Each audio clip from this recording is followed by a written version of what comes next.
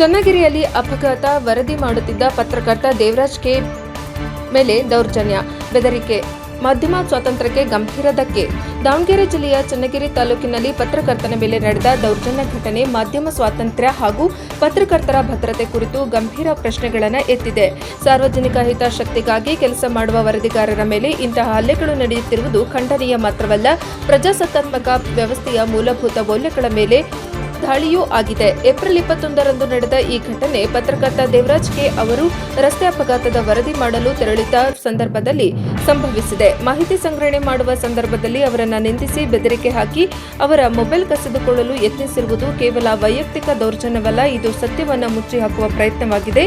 ಘಟನೆಯ ವಿಡಿಯೋ ಚಿತ್ರೀಕರಣವನ್ನು ತಡೆಯಲು ನಡೆಸಿದ ಗಲಾಟೆ ಕೆಲವು ವ್ಯಕ್ತಿಗಳು ಮಾಧ್ಯಮದ ಕಾರ್ಯವನ್ನು ಎಷ್ಟು ಭಯಪಡುವವರು ಎಂಬುದಕ್ಕೆ ಸಾಕ್ಷಿಯಾಗಿದೆ. ಪತ್ರಕರ್ತರು ಸಮಾಜದ ಕಣ್ಣು ಮತ್ತು ಕಿವಿಯಾಗಿದ್ದು ಜನರಿಗೆ ನಿಖರವಾದ ಮಾಹಿತಿ ತಲುಪಿಸುವಲ್ಲಿ ಪ್ರಮುಖ ಪಾತ್ರ ವಹಿಸುತ್ತಾರೆ. ಅವರ ಕರ್ತವ್ಯ ನಿರ್ವಹಣೆಗೆ ಅಡ್ಡಿಪಡಿಸುವುದು, ಅವರಿಗೆ ಬೆದರಿಕೆ ಹಾಕುವುದು ಅಥವಾ ಹಲ್ಲೆ ನಡೆಸುವುದು ಕಾನೂನು ಬಾಹಿರವಾಗಿದ್ದು ಅದನ್ನು ಕಠಿಣವಾಗಿ ಎದುರಿಸಬೇಕಾಗಿದೆ. ಇಲ್ಲವಾದರೆ ಇಂತಹ ಘಟನೆಗಳು ಮುಂದುವರಿಯುವ ಅಪಾಯವಿದೆ ಮತ್ತು ಸತ್ಯವನ್ನು ಜನತೆಗೆ ತಲುಪಿಸುವ ಪ್ರಕ್ರಿಯೆಯೇ ದುರ್ಬಲವಾಗುತ್ತದೆ.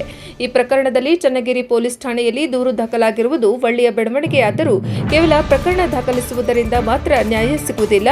ಆರೋಪಿಯ ವಿರುದ್ಧ ತ್ವರಿತ ಮತ್ತು ಕಠಿಣ ಕ್ರಮ ಕೈಗೊಳ್ಳಬೇಕು. ಜೊತೆಗೆ ಇಂತಹ ಘಟನೆಗಳು ಮರುಕಳಿಸದಂತೆ ಪೊಲೀಸ್ ಇಲಾಖೆ ಮತ್ತು ಆಡಳಿತವು ವಿಶೇಷ ಕ್ರಮಗಳನ್ನು ರೂಪಿಸಬೇಕು. ಇದಕ್ಕೂ ಮೀರಿ ರಾಜ್ಯ ಮತ್ತು ದೇಶ ಮಟ್ಟದಲ್ಲಿ ಪತ್ರಕರ್ತರ ಸುರಕ್ಷತೆಗೆ ವಿಶೇಷ ಕಾನೂನುಗಳು ಮತ್ತು ರಕ್ಷಣಾತ್ಮಕ ವ್ಯವಸ್ಥೆಗಳು ಅಗತ್ಯವಾಗಿವೆ. ಕರ್ತವ್ಯ ನಿರ್ವಹಣೆಯಲ್ಲಿ ತೊಡಗಿರುವ ಮಾಧ್ಯಮ ಪ್ರತಿನಿಧಿಗಳಿಗೆ ಭದ್ರತೆ ಒದಗಿಸುವುದು ಸರ್ಕಾರದ ಹೊಣೆಗಾರಿಕೆಯಾಗಿದೆ. ಪತ್ರಕರ್ತರು ಭಯವಿಲ್ಲದೆ ತಮ್ಮ ಕೆಲಸ ಮಾಡಬಹುದಾದ ಪರಿಸರ ನಿರ್ಮಾಣವಾಗಬೇಕು.